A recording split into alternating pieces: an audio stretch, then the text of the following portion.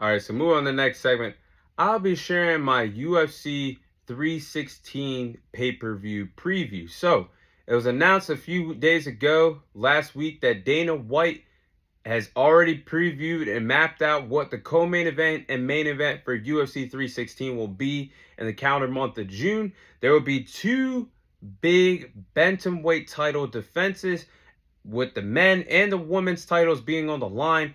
And I'm really looking forward to these two fights. It's going to be Merab defending the bantamweight title against Sean O'Malley, a rematch from UFC 306 in the main event of UFC 316. And then in the co-main event in the women's side, with the women's bantamweight division being on the line, you'll see Juliana Pena defend the title against Kayla Harrison in the co-main event of UFC 316. So those are two big title fights that we'll be seeing soon in the UFC.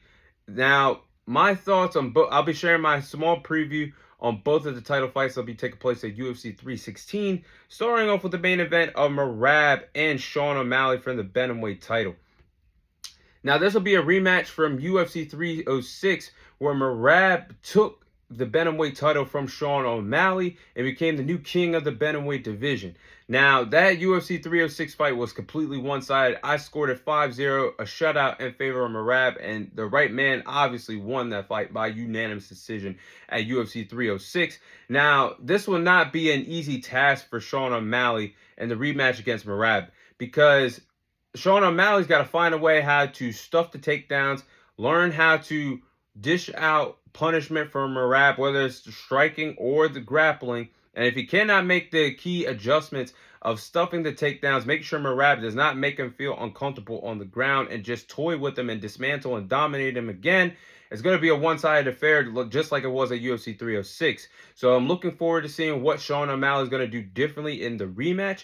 Meanwhile, for Merab, he's riding a wave of momentum. He just dominated Sean O'Malley, which at the time, Sean O'Malley was a pound-for-pound fighter in the UFC, and they just had an incredible title defense against Umar, the cousin of the great Khabib, a few months ago in his first title defense at the bantamweight division. So this rematch is highly anticipated. I think it's going to be a much better fight, a more competitive fight. But I'm looking for the adjustments, what adjustments these two respective bantamweight fighters are going to make for the rematch. I mean, these are the two best fighters that the bantamweight division has to offer.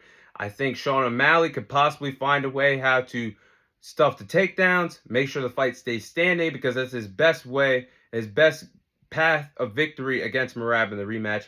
Meanwhile, for Merab, if the takedowns aren't landing, can he win a striking battle cleanly against Sean O'Malley? These are the things I'm looking forward to in the rematch. So I think that's going to be one hell of a fight. Something is telling me that it's going to be one of the best fights that we see at the bantamweight division this year, with the number one contender taking on the champion again in a highly anticipated rematch at UFC 316. Can't wait for that. But for the women's side, I think for Juliana Pena and Kayla Harrison, I think this is the money fight that we've been waiting on for a very long time at the bantamweight division for the women's side.